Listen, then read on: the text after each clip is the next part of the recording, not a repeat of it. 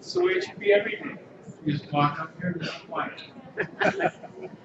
Okay, before we get started today, I thought we'd have a little tribute to Memorial Day. So would the audience please rise for about a 2-minute video and take a little moment and really reflect on this movie. And then we'll say this, the Pledge of Allegiance afterwards.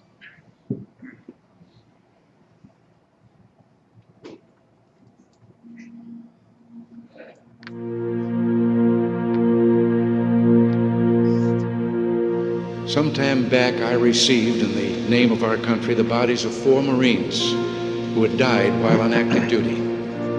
I said then that there is a special sadness that accompanies the death of a serviceman, for we're never quite good enough to them.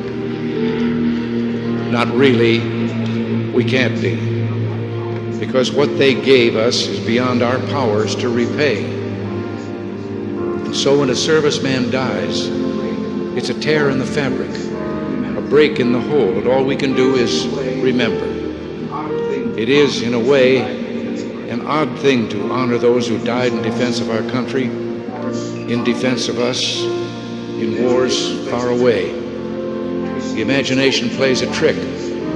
We see these soldiers in our mind as old and wise. We see them as something like the founding fathers, grave and gray-haired. But most of them were boys when they died, and they gave up 2 lives, the one they were living and the one they would have lived. When they died, they gave up their chance to be husbands and fathers and grandfathers. They gave up their chance to be revered old men. They gave up everything for our country, for us. We owe them a debt we can never repay. All we can do is remember them, what they did, and why they had to be brave for us.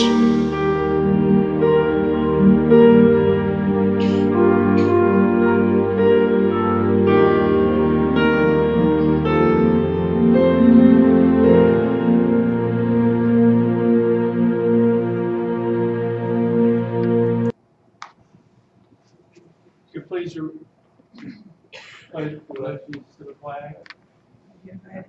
I pledge allegiance to the flag of the United States of America and to the republic for which it stands, one nation, under God, indivisible, with liberty and justice for all. Will all the retirees from military please stay standing a minute? Rest it down. Got any World War II vets? One World War II vet. 2. 3. Thank you very much. Thank you for your service.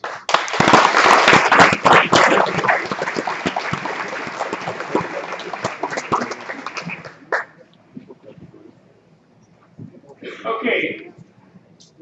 We're going to have a little talk on Windows 10 Creator coming up. There's our budget. Our budget's moving up with all of this collected, but nothing stands out in that numbers are just a routine. Haven't bought anything recently. We're up to 1910. That's about our high. It'll be a little higher yet before the year's over, but it'll drop next month when all the people that didn't take advantage of the early renewal will be dropped and they'll come back in again. It's amazing how many people don't pay and then they come in and pay again.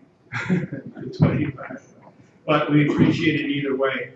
Just tell any of your friends to remind them that the program ends the end of the month. I think it's the 30th of June. And after that, it'll be $25, just like any other person who joins the club. So with that, we'll move on. We still have our reminder that we need help. We always need volunteers. We'd like to get a few more. It will make the program run better. We'll have more people, and it should make it a lot better for all of us. Club news we've had this month, we had a little less problems with viruses and people getting hacked than we had the month before. It was a big month for that. We still had quite a few, and we had about six people that had their computer had problems with. They got called on the phone and they didn't fall for it. We haven't had anybody fall for it this month, which is good. But none of the computers were really damaged, so we were a fairly good month that way. Reminders on your new computers. You got Windows is going to have an update this month. It should be by the end of this month. You should have it. The creator, you most likely got notices on your computer if you have Windows 10. I know it says you want to get Windows 10 now. You can check it off. It's better to control the installation than have it come on like at a meeting when you want your computer to run without any problems. You surely don't want it to try to start then. The update is a fairly large one. It takes an hour and a half minimum, and it could take maybe 3 hours, depending on your internet connections and the way things are set up. So it's better to schedule the thing than wait for it to come in automatically. So we'll find more about that when we have Dan tell us all about it. Training. Ralph, what do we have? We don't have very much, Frank. I don't have any classes scheduled for June. That's a possibility. Right now, the possibility is a Facebook class, probably going to happen maybe towards the end of the month. Thinking about maybe a basic computer class. How many people would like to have a basic computer class? I mean, really basic. You might have just got a Windows 10 and you're confused on some of the things. Good. Well, that'll be 7 or 8 people, right? That might be worth it. All right. We're also working on an eBay class, buying and selling on eBay. Can't have garage sales, you can use eBay. So that's in the works. But and then Frank said he could do a Google photo class. So there's 4 of them that are possibilities, and I know there's a couple others, but the big thing is we really need some more instructors. And it's so simple. I mean, so many of you know a lot about different things, and you know what? You don't have to really be perfect on everything you do in the classes, because in most cases you're about here and your students are here. Although there's some that are up in here, but they're coming to learn basic things that you know. So if you have time, back there on that table is a sheet where you can sign up to either be a helper or to do a class, and I'd certainly be interested. Now, last month we did have a new man that put a class on. He had, I think, 17 people at the class. So kind of think about it, and you don't have to be afraid. I mean, it's really simple. We got that big screen, and they got that new projector, and hopefully one of these days we'll get a newer computer that'll be faster, and it'll be really easy. So give us some thought, because I know there's a lot of smart people sitting on in the audience out there that could put a class on many different subjects. So if you decide that you want to give it a try, get a hold of me, and we'll try to get something scheduled.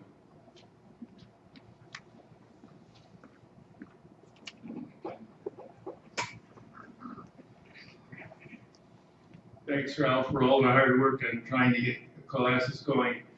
Reminder, just keep your eyes open on the email, and we'll have the schedule emailed to you when we get a little bit better on dates. Next week sometime, we should have something.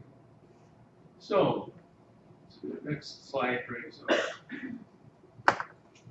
John's got a little bit to talk about.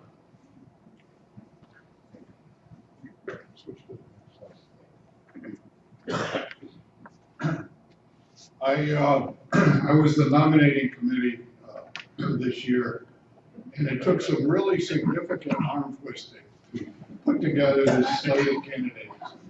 Dave Ruby, who is the current vice president, has agreed to run for president.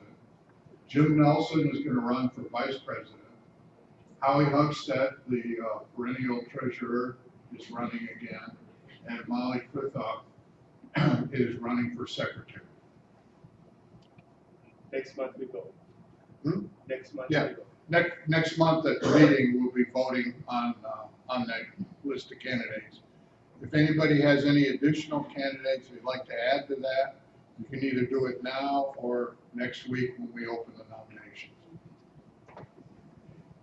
I don't see any hands.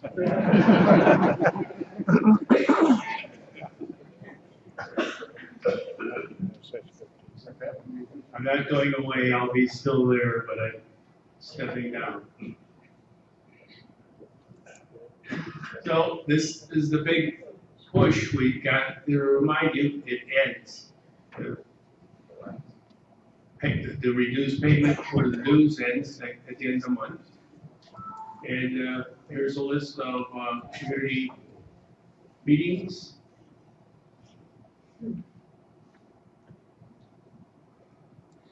And here's Dan Ray. He's going to talk about our major topic tonight, this afternoon, or this morning, or whatever it is. This morning.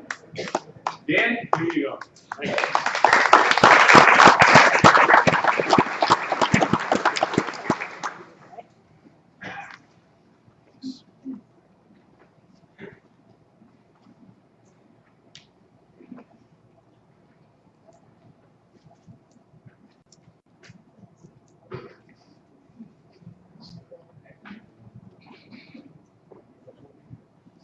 Thinking about it.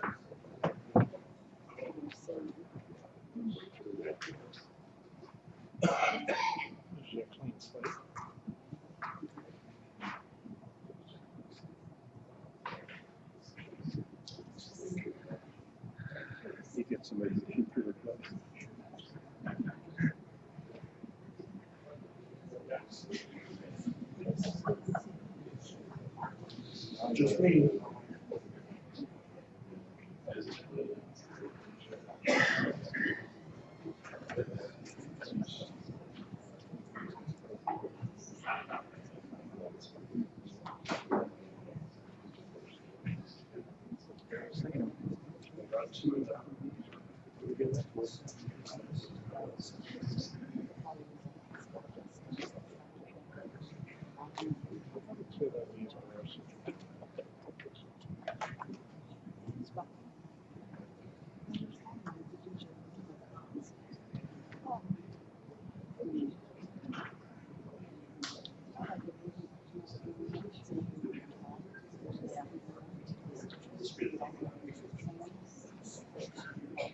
There we go. There we go. See?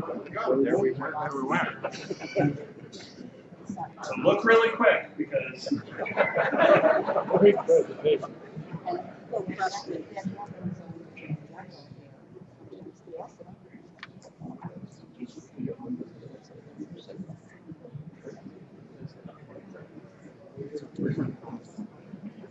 He's got his own computer.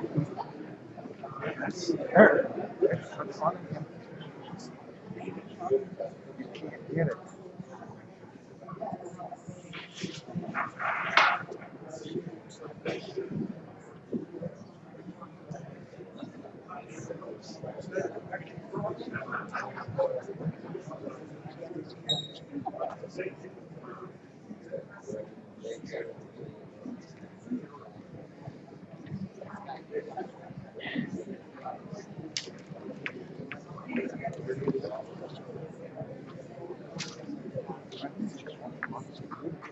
There we go. Okay, so that should work. We can do wireless. Shouldn't have to. Should. Is there a pen? Come up here.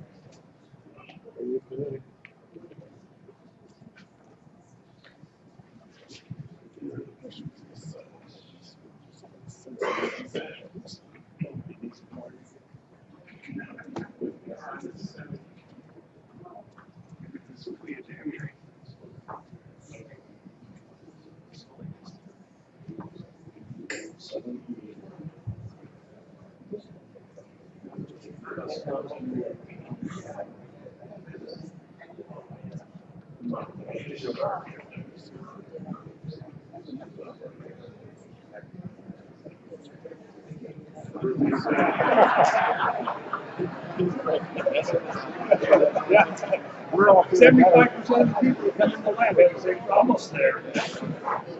Hey, Frank? Frank. It says pin number up there on the screen. Right, what is it? Oh, no shit. Oh,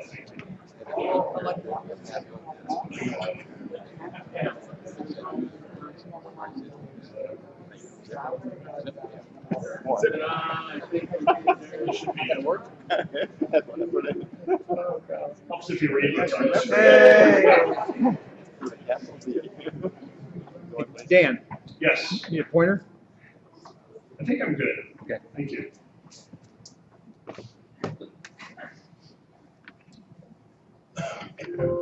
So after that little technical difficulty, my name's Dan Ray. I spent 11 years as a Microsoft employee. I think I met all you through a connection to somebody that I actually had as a manager at Microsoft.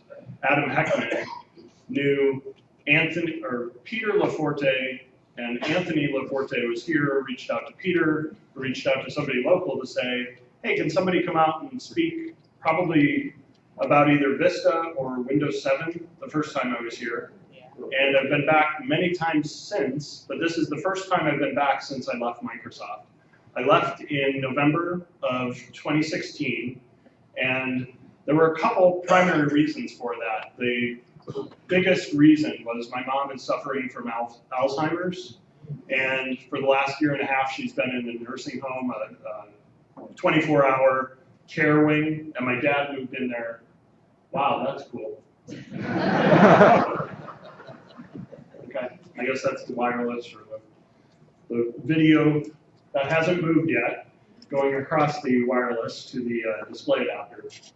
But my mom checked into Oak Crest, which is in DeKalb, Illinois, and I was spending a lot more time away from my family and my parents than I wanted to. So that, among some other things that you cannot do when you're a full-time Microsoft employee, like becoming a most valuable professional or MVP, that is a distinction that Microsoft bestows on people that do a lot of community events and training like this, but you can't hold an MVP and be a Microsoft full-time employee. You can be an MCT, which is a Microsoft certified trainer, and I have held that for over 15 years. Microsoft helped me maintain that when I was full-time. So those are some of the reasons that I left the company. So if you catch me saying we, I mean they, because I don't work for Microsoft anymore.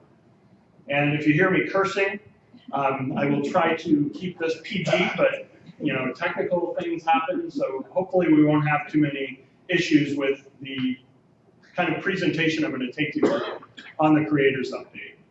And again, when we say Windows 10 Creators Update, how many people are on the same page? How many people know what that is? Okay, maybe an eighth of the audience. Windows 10 was released about 2 years ago now. And what happened with the release about 1.5 years ago, it's coming up on 2 years.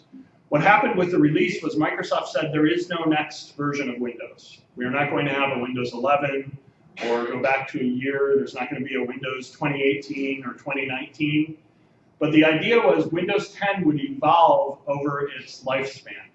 So it would always be Windows 10, and then you would have new functionalities and features that came to that operating system. Maybe that's just to keep it interesting, because I haven't done anything. So one of these features that was introduced was the idea of it evolving. And it evolved at least 4 times already. See, I told you I was going to do it. They released a version 2 years ago, just about. And then in November, they released an update to that version. So you had a November release that you could update to, either directly or through the first version of Windows 10. They had an announcement of an anniversary update. So there was an anniversary update that brought new functionality, new features, new capabilities to Windows 10. And now they have announced a Creators Update that was released this spring. And the Creators Update, as was mentioned before, should be something that's preparing to come to your computer if it isn't already there.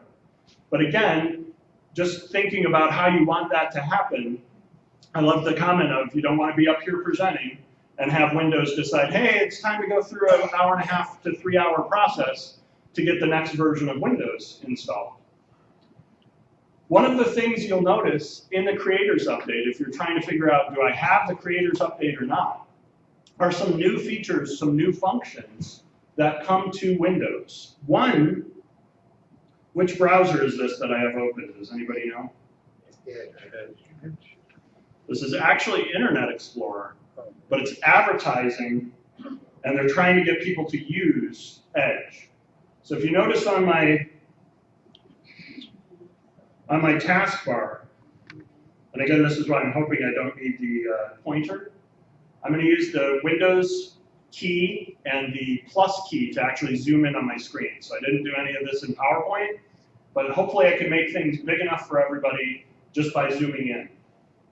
The dark blue E is Edge. So Edge is open on my computer. The light blue E is Internet Explorer. And a lot of people may have a different browser or may be more comfortable with Microsoft Internet Explorer because it's the same version used on Windows 7. It was available on Windows 8, and Edge is new. So one of the things they did was they gave you a shortcut and some reminders that Edge is a new browser. And so this item at the very top of my screen where my mouse is, when you hover over it, it says Open Microsoft Edge.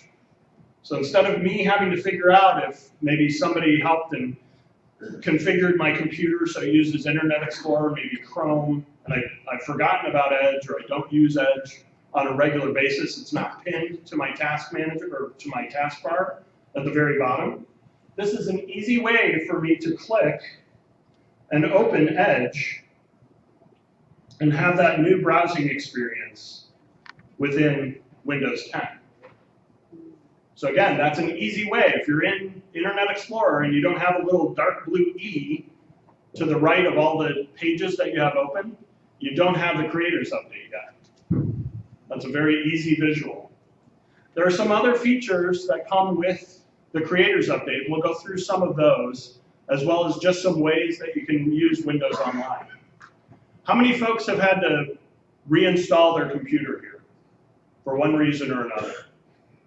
Wipe and reload. I actually wiped and reloaded my son's computer because Sam, if you recall, was probably 8 or 9 when I started doing these presentations. Sam just finished his freshman year at NIU, Northern Illinois University. So Sam was going to come here with me and present a couple of the points about Windows 10 Creators Update, but Sam had a dilemma. He had an opportunity to go to Jewel Osco and take a drug test for a job, his first job at 18. He'll be 19 this month. or come with Dad and present to about 150 of the people that I would refer to as friends, but Sam has never met in person. Sam was really disappointed. We could hear the irony and oh, I have to go to Jewel Osco, Dad. I'm not going to be able to go with you to Honolulu.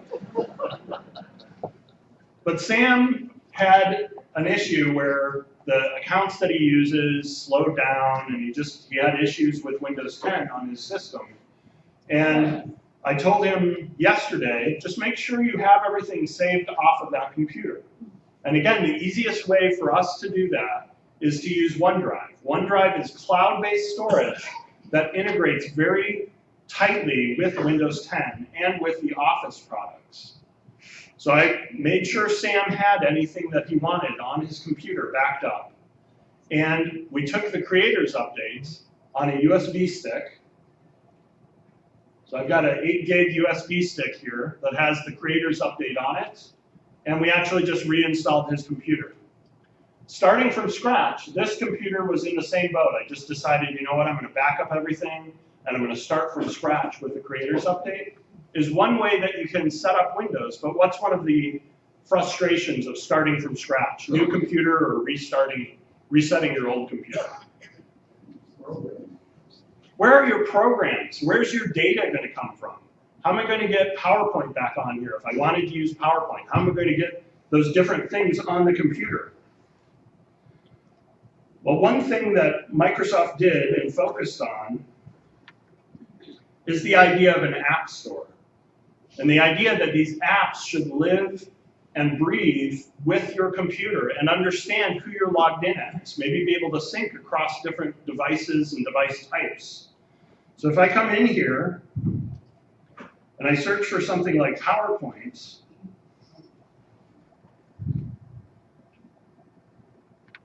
one of the apps, besides Sway, which is a new way of using the Microsoft presentation capabilities, is PowerPoint Mobile. And I installed PowerPoint Mobile. And the first thing you'll notice about when I open PowerPoint, either the desktop version, the latest version is 2016, or PowerPoint Mobile, is what is listed over to the far left. These are all my recently used files from this account, and they're all stored in OneDrive or in the cloud. So theoretically, the USB key that I have has everything that I backed up. But if I use OneDrive for my storage, and OneDrive is available for personal use for free, you get storage in the cloud for free with a Microsoft account. That's an account or an email address that ends with Hotmail. That's what I'm using here. It ends with Outlook.com. It's a free account. That OneDrive storage is available to you for free. And that has been instrumental in changing the way that I think about reinstalling or moving to a new PC. Maybe I'm considering a new PC.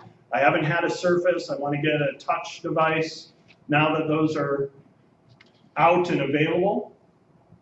And again, very pretty pixelation. That isn't part of the creators update, just so you know, don't look for pixelation on your screen. But any of these presentations on the left are presentations that I have given, and they're the most recently used presentations. So if I had put something together for today, I would find it as the most recent. The other thing that Office can do with OneDrive is actually keep track of what you were doing within that file. So let's say I had a PowerPoint presentation and I had 50 slides for today. And I'm almost done, but I've gone through maybe the 47th slide, and I want to put some key takeaways towards the end of the slide deck. Maybe my contact information, some other information related to a summary of what we talked about. Office will keep track of, with OneDrive, where you were within that file. So if I'm on slide 47 and I open that same slide deck, PowerPoint will say, hey, do you want to go back to slide 47 because that's the last place you were? And that can be on the same type of computer that you reinstall because of whatever issue you might choose to reinstall. It can be on a completely other computer, laptop and desktop, 2 tablet computers, it doesn't matter. Windows and OneDrive synchronize a lot of those settings between multiple computers for you.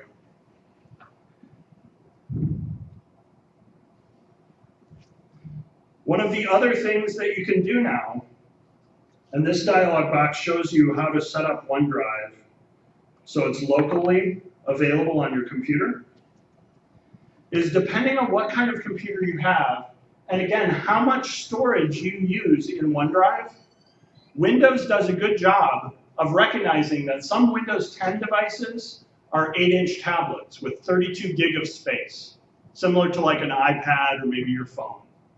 And some devices like the Surface Pro that I'm using here, it's a Surface Pro 3. There's a 4 and there's a brand new one that is even more recent than the Surface Pro 4. The Surface Pro 3 has 256 gig of space. So it's kind of middle of the road. It's got enough space for a lot of documents, but I may not want to fill it up. One of the things I can do here is I can uncheck things that I don't want locally on this computer. And I can sync all files, or I can just sync certain files that I want to bring to this computer. So again, you can see that my storage in OneDrive goes all the way back to Windows 7 tips and tricks. I don't have to think about deleting files, pictures, videos, music. I just use OneDrive, and I have an archive that goes back years of personal presentations, documents, photos, videos, music, whatever I have up there is available from any device. But again, this is an easy way to decide, do I want these files local to this computer, or do I just need to have those files available at some point? Any questions about OneDrive? Yes? So OneDrive is in the cloud. Yes, the question was, is OneDrive in the cloud? OneDrive is in the Microsoft Cloud.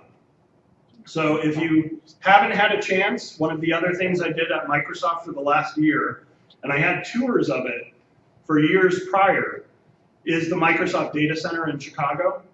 The Microsoft Data Center, if you can think of racks of computers, floor to ceiling, just servers.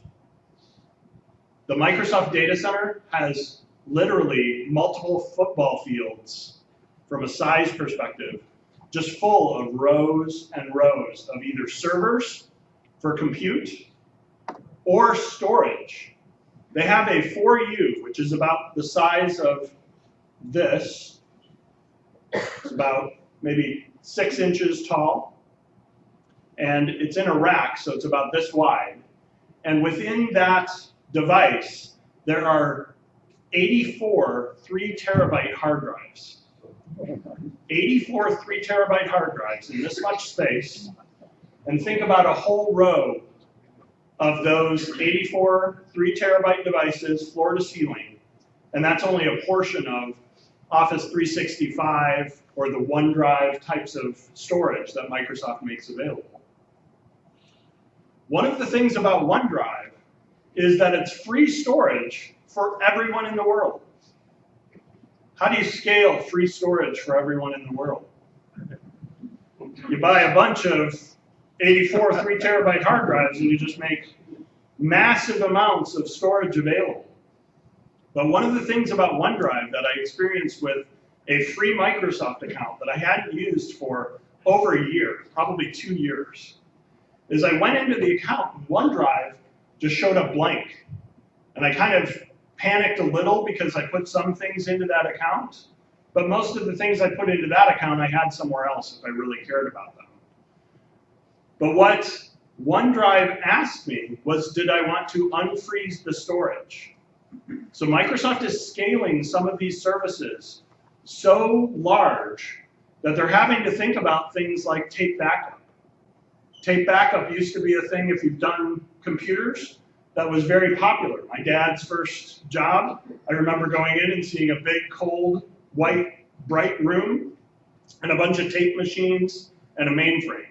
The tape machines backed up what was on the mainframe if anything happened. The tapes were sent off site, so they were protected. Think of Microsoft as doing all of that without tapes, for the most part. These 84 3-terabyte hard drives, They have in the Chicago data center. They have in the San Antonio, Texas data center. We just announced see, I told you. They just announced that there are data centers in South Korea, the UK, Canada. These are all across the world. And they make sure that that data is on at least 3 hard drives, and that those 3 hard drives are geographically replicated. So your data is copied 6 times securely at Microsoft if you choose to use their storage. This unfreeze my OneDrive actually pulled, they said within 24 hours you'll have access to your files. And sure enough, within 24 hours, from some type of archive media, which working at the data center I can tell you may or may not be tape. They have tape robots, so it's all automated. But they were able to pull back the data at my request, and that's one of the ways they are scaling these services. They aren't waiting for people to decide, hey, I'm going to tell you that I'm not using the storage. They're just saying, hey, how are we going to scale these things to literally billions of accounts, files, those types of things. Again, really pretty pixelation here. I think it's frozen. Yeah. Sure. I have checked several files on my laptop, say I want them OneDrive backed up. Now, for whatever reason, some of the files on my local PC are corrupted, maliciously or whatever, they're corrupted. And I don't know if is that automatically, they change automatically going to go to OneDrive? So the OneDrive files in the cloud are equally bad now, even though it's not? That's a really good question. The question was, if I have some kind of corruption, malware, some type of, the ransomware types of attacks that happen where they encrypt your files. If you have OneDrive set up to automatically sync from folders like this, so I bring down my tips and tricks decks and their PowerPoint files, and I get a malware or ransomware and it encrypts all of my data, and it's synchronizing automatically to OneDrive, that's another situation where if it's, depending on how they've actually encrypted or what they've done, your OneDrive is synchronizing the files. So similar to if you have a picture and you edit the picture and you didn't save it properly or you had corruption in it or it's not a valid picture file anymore, you could have a placeholder to something that doesn't actually open and work for you anymore. And if that's the case, OneDrive does have the idea of this free storage. You could make copies of copies, you could zip files, you could put them in multiple locations. Just because Microsoft makes 6 copies of something, if they make 6 copies of something bad, you've got 6 copies of something bad. So I would still encourage you to think about, not just say, well, it's in OneDrive, I don't have to think about protection against ransomware or situations where I might have file corruption. But it is a good opportunity to not have to think about, I need to make tapes or I need to make CDs and DVDs of everything. But anything that I truly care about, I start thinking about how I disseminate that information. So I may send my parents a copy of things that I really care about, that are treasured memories for me. And I make sure that I put them in multiple locations so that it isn't a single point of, OneDrive becoming corrupt or a single file being corrupt. The one thing that always reminds me of this is there's just a precious memory I have of Audrey, our daughter. She was sitting in the back seat of the car, probably 5 or 6, and she had just swiped her hair in the cutest way, and I captured it in a picture. And at the time that I captured that picture, something happened with the file or the save on the camera, and the only thing that is available of that picture is a thumbnail in about a medium size. And it's one of these pictures that I really wish I had a full size, make it my desktop background of her at that age. Audrey just graduated from 8th grade with high honors. So we're hoping when she goes to college, we won't have to worry about saving for college. And Sam's a year in, and Audrey's 4 years younger, so we're hoping we don't have 2 dipping into savings or college money at the same time. But Audrey is somebody that already uses computers, already understands kind of saving things, putting things in multiple places. And I think the next generation, that's just going to become their expectation. Is that I don't necessarily have to have everything on my phone. It's in the cloud. It's on the internet. It's backed up. It's available from multiple places. Any other questions? Excuse me. Yeah. Yes. Could you take a moment and maybe talk about security in the cloud? So we're doing something sensitive, record keeping, medical information. How does the cloud interact? So the question was security in the cloud. So in the same way that I am accessing my personal information, I'm using my personal Microsoft account, it's free to everybody. I also now run a business. The business is called DESA Enterprises. DESA stands for Dan, Eva, Sam, and Audrey. So if you can't remember my family, Dan, Eva, my wife, Sam, our 18-year-old, almost 19-year-old, and Audrey is now 14. And DESA is something that my parents always, my mom in particular, called us. When we were coming over for dinner, she put DESA on her calendar. And that meant all four of us were coming over. So if I choose to set up my work account, which is DESAenterprises.com, on this device, one of the things that happens by default is additional security and layers of protection come down to this device. So again, it's a personal device. I could decide, hey, I don't need a password. It's my laptop or it's my Surface. I'm not going to lose it. What happens if it's lost or stolen? Anything on it, if there's no password, it's very easy to get to. With this additional type of configuration, I can actually use a work account and have a PIN that is sent to my phone to confirm that it's me logging on. And when you're storing in the cloud, you have these same types of provisions. One, those 84 3-terabyte hard drives that are in a case this big, there's people that have access to the Microsoft data centers. But your data isn't on one of those 84 3-terabyte hard drives. It's sharded across hundreds of drives. So nobody can go in and easily just say, hey, you know, I've compromised the Microsoft data center and I got 84 3-terabyte hard drives. Let's look at what I have on them. That's not how storage works. When you get to the scale that Microsoft is at, there are layers upon layers upon layers of security. And just to give you an example, I gave data center tours as a full-time Microsoft employee. But I was background checked.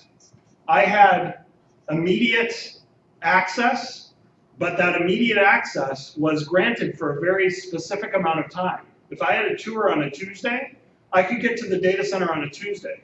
But I couldn't just show up on a Wednesday and, hey, I wanted to kind of look around or do something.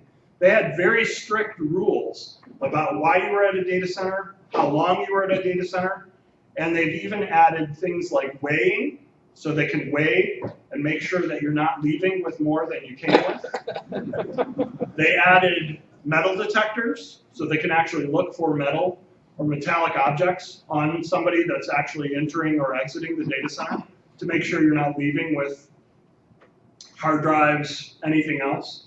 And they actually shard or destroy all of the hard drives, both mechanical and the solid state drives.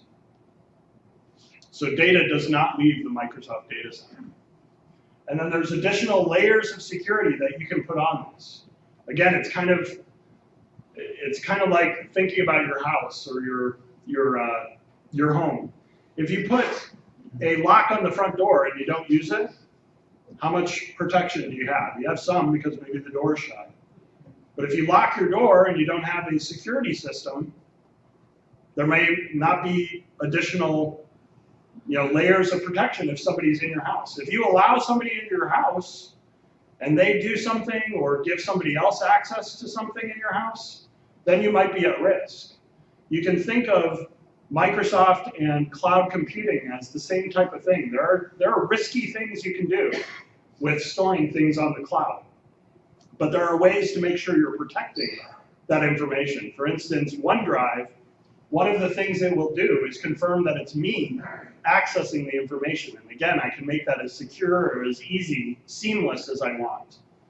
From my perspective, sometimes I take 1 or 2 computers and I don't have them automatically sync. You can see that I just showed you how to sync things local. I don't always sync things to my local system because then it doesn't give me that automatic synchronization. If something happened to this computer, not all of my computers are automatically sending stuff up and syncing it to OneDrive. Any other questions, security or, yes? The bad guys got into the defense centers in this country, published and put online for all hackers to look at every weakness that Microsoft has, and it's caused a lot of problems. If they can do that, how can Microsoft stop them from their OneDrive center? Yeah, so the question was, there are people that have put together what are the top issues or the holes, the bugs, if you will, in Microsoft software as well as a bunch of others.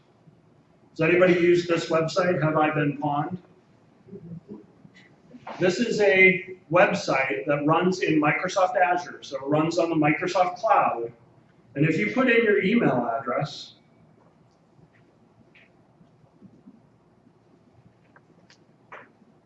it will tell you, oh no, this was pawned, because all of these, including LinkedIn, which is now a Microsoft company, they purchased LinkedIn.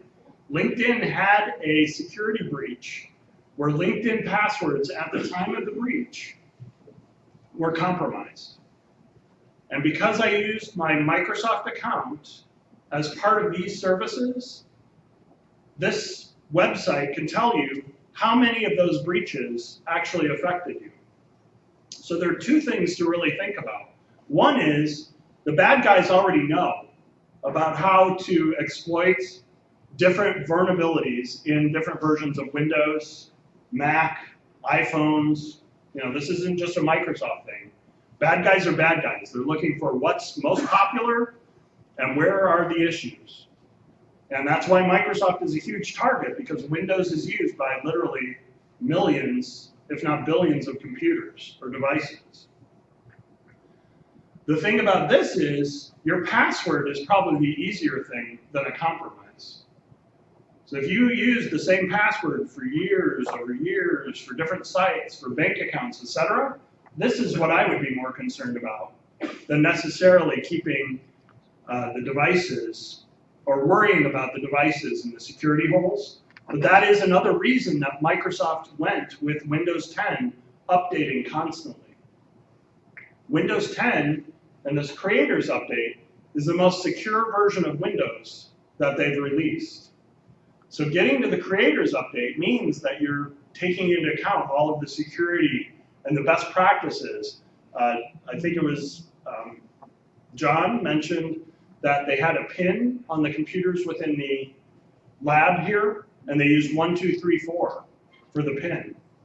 And that the pin stopped working. And if you've ever looked at websites that give you, here's the top 25 passwords. Password lowercase is up there. ABC is up there, 1, 2, 3, 1, 2, 3, 4 is up there. ABC 1, 2, 3 is up there. There's all these just common passwords that people will use. And so Microsoft is trying to encourage, hey, let's think about pins that aren't just 4 digits, because 4-digit pins are very common, very typical. Maybe we require 6 digits. And again, as that security moves up, the other thing Microsoft is focused on is trying to just remove passwords altogether. Because again, passwords are where the types of attacks that we just saw at that Have I Been Pawned website.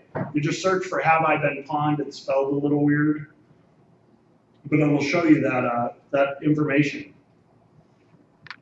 Microsoft with Windows 10 is trying to give you other types of sign-in options.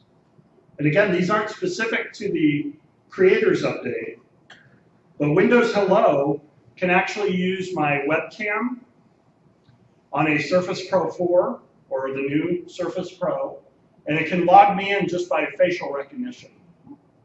Think about the security that it has to be me in front of my computer that I get.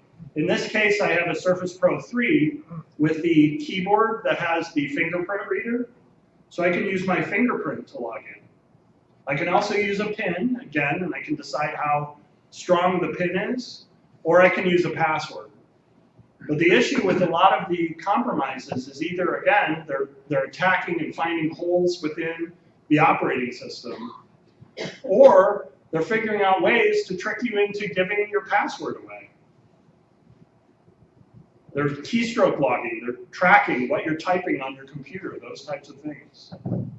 Again, sometimes I level a computer just to level a computer, just because I know if I've started from scratch, I know anything I did, anything my kids did, anything anybody did on that computer is gone. So if there were programs or some kind of attack that happened on that computer, if I start from scratch, I know the baseline is June 2017. There's nothing before that that's on this computer that's affecting this computer. Any other questions, security or updates? How, of all the security systems such as Norton, how does Windows Defender compare to that? And is that a real security system? That's a great question. The other comment was how does Defender, Windows Defender, stack up against other types of security products like Norton, McAfee, which I believe is owned by Intel. There's others. I read something, or I think it was on the news, that Kaspersky, because it's a Russian company, there may be some concern about what that company holds, or what types of information they already have gathered from a standpoint of intelligence and threats, etc. But again, in the creators update, the other thing you'll notice is a completely revamped and enhanced Windows Defender. And one of the things that Microsoft is doing, that some of the other security vendors do as well, is providing information back to the community. And Microsoft is in a unique situation because Microsoft sees literally millions of devices and their status.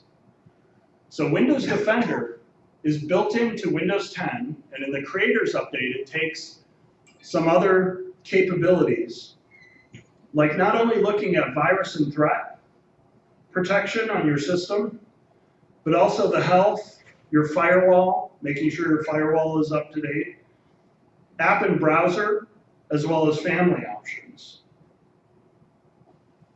And one of the things that they're doing a little differently is instead of just looking at each endpoint individually, Microsoft with Defender is doing a lot of the analytics of what happens everywhere that I use my account.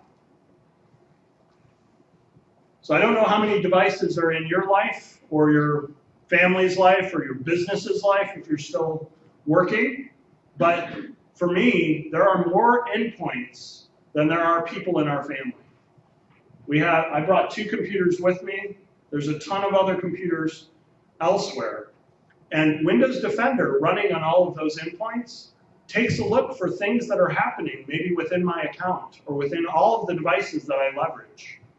And there's the idea of trusting some of those devices or not trusting some of those devices. One of the things I noticed on this computer, this is my background. Does anybody recognize this? Your office. Hell yeah. It is the IT Crowd, which is a British comedy show on the BBC.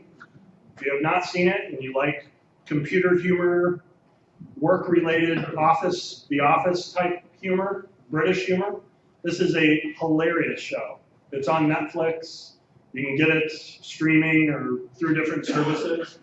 It's a British comedy, so there's only, I think, 24 episodes total. It was on for like 5 years. But this background synchronizes to all of the computers that I have. And this morning it wasn't synchronizing. I reinstalled this computer. And the reason was because from a security perspective, this computer under, I think it was sign-in options, said this computer is not being trusted right now.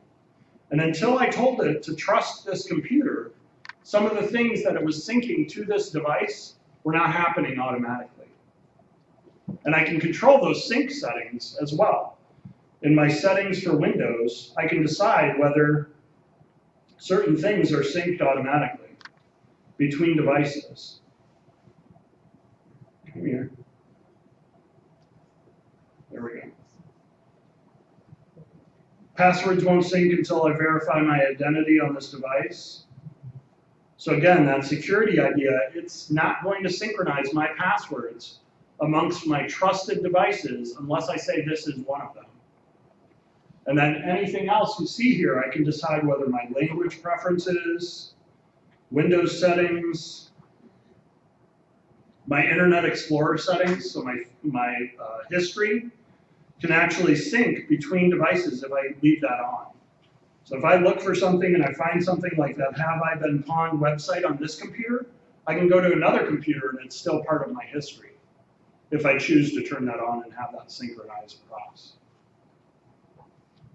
So Windows Defender built in and new functionality in the Creators Update. Question here? If I've missed an update, could I go directly to Creator? Do I have to back up and get the earlier one first? That's a great question. The question was, Dan, you mentioned there are like at least 4 of these milestones that Windows 10 has gone through. And how does it work if I'm still on that first milestone for whatever reason? Maybe I left the computer off, I didn't have enough free space. There are a number of reasons that you might not be on the latest. Windows 10 has started trying to take the approach of, we want you to get current and we don't want you to have to go through all those milestones. I haven't done recently a computer that's running like the first version of Windows 10 that was released and trying to go directly to the Creators Update. But the whole idea is to try to do these cumulative moves so they don't have, my son had a computer that was running Windows 8 and he hadn't received updates on it for a long time. It's not his primary computer. And yesterday he said, oh, I only have 150 updates that I'm waiting for, because there were 150 updates trying to churn through that device. Windows 10 and Microsoft going forward, they're trying to get away from that. I have 110 or 500 of these little steps. And again, it may take 3 hours, depending on your computer, internet speed, hard drive, you know, whether you have a solid state device in your computer or a traditional spinning disk. But the idea is to try to keep you current and do that as effectively and as efficiently as possible. Question in the back.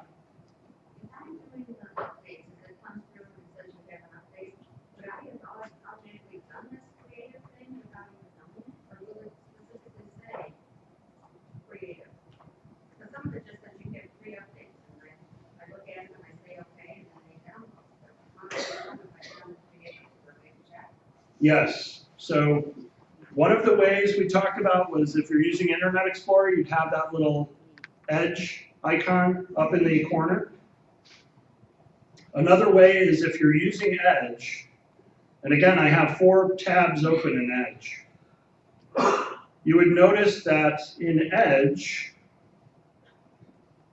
you have this caret that points down on your tabs. That gives you a preview of all the pages that you have open in Edge. And you also have this, see these tabs, or set these tabs aside. If I were doing something like I'm presenting, and I just want a fresh browser, that set your tabs aside in Edge is new to the Creators Update. So there are a couple different things. I haven't seen a lot of like visual changes other than these nuances in the Creators Update. Any other advice or thoughts on how to check if the Creators Update is installed? You should see some type of message that you're getting the Creators Update. The other thing that I'll leave you with, and this is a feature I really like, is if you go into Devices,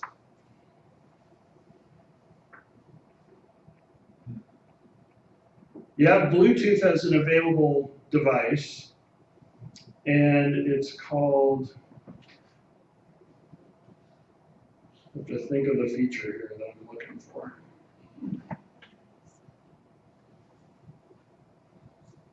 It's not connected standby.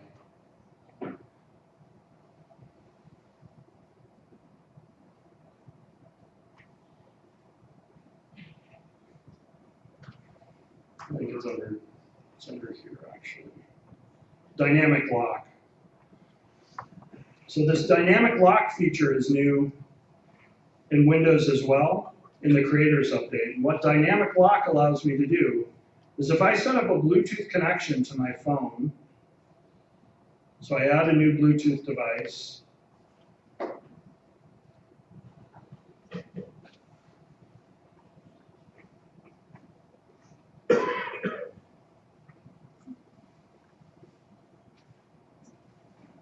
I add my iPhone, dynamic lock will actually look for the connection to my phone.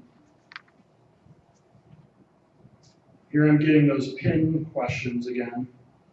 Yeah, and it kicked me off here because, because I'm using a different type of device. But dynamic lock, I'll not set it up right now, but just walk you through what it does.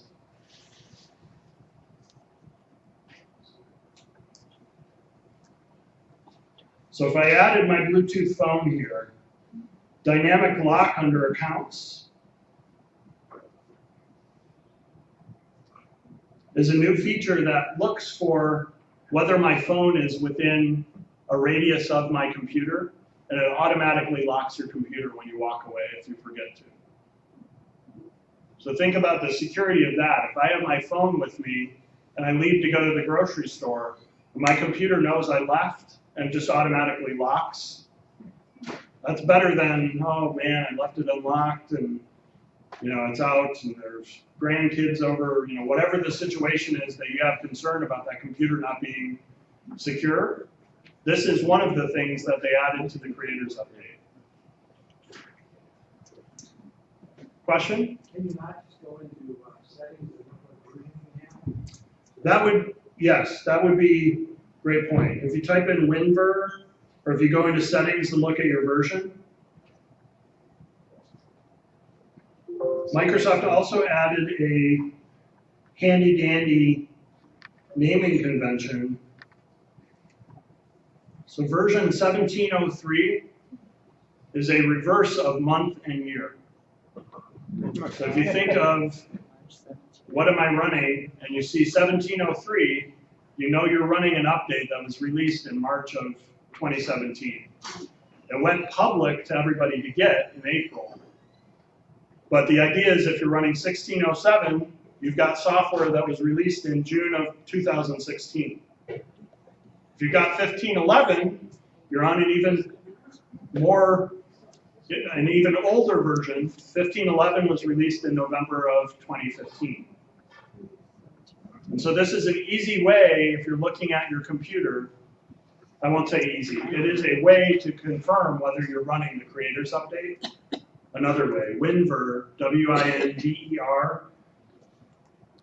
Do you guys know about the Windows key and R to bring up the run dialog box? They used to be there. One thing I really like to do, and I think this was new in Windows 10, is you can actually pin the dialog box for run to your taskbar.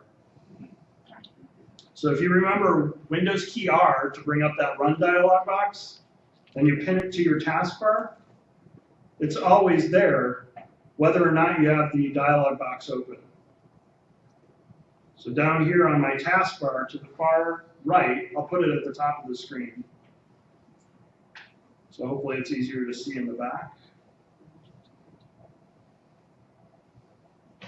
Unlock my taskbar, put it to the top. This item right about in the middle brings up the run dialog box automatically. So you can actually pin that to your taskbar, just like the browser or other items. And then you type in WINVER and enter or OK. And then if you see 1703, that's another way to confirm that you're running the creators update. Dan, can you have more than one face recognition on a computer? For Windows Hello, right? Yes. You can. So the other thing that you can do with Windows Hello, I mentioned that you can use, I think I mentioned that you can use finger. You can also use facial recognition. And you can have multiple people set up with facial recognition, ideally with separate accounts. So what we do at home with one of the desktops that has Windows Hello is if my wife sits in front of it, it logs her in as her. And if I sit down in front of it, it logs it in as me. And if Sam logs in or sits down, it logs in as Sam. They're separate accounts. That's another thing from a security perspective. My dad had a situation where his home computer had Edge, the newer browser, had something that was popping up websites and doing other things when he used Edge. And we just created another account on his computer. And because it wasn't malware or infestation that was very low on his system, just a new account corrected the issue short term. So Edge was working and he was able to do what he needed to do. And then we reinstalled the computer at a more convenient time. So you can have multiple Windows Flow profiles, multiple fingerprints, those types of things set up so that it's easy to log in. And then again, if I had any issues with my fingerprints on this device, I have a PIN as well as a password as backup to it. The idea of a PIN is the same thing as my phone. My phone PIN could be the same or different than my laptop, than my tablet device, than my desktop at home. And I can decide which ones to share with other people and which ones not to. That's another way to do security, so it's not, hey, now I know your password and I can get into your bank account, and I can get into your OneDrive storage, and I can get into this and that and this and that. The idea is if your PIN compromises this device, and you know what my PIN is for this, hopefully that doesn't get you in from other devices, or I could say from another device, that is no longer trusted, it was lost or stolen. Again, I do training and consulting, so if you have questions, if you have problems with Windows, that's something I can do. I brought business cards. I did bring Sam's business cards, but they're pretty much the same as mine, except his phone number and email address. So thank you very much.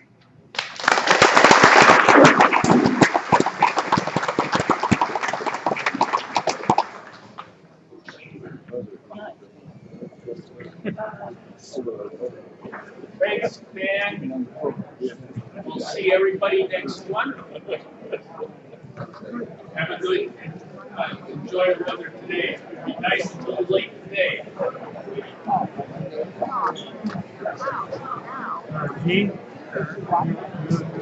Right there.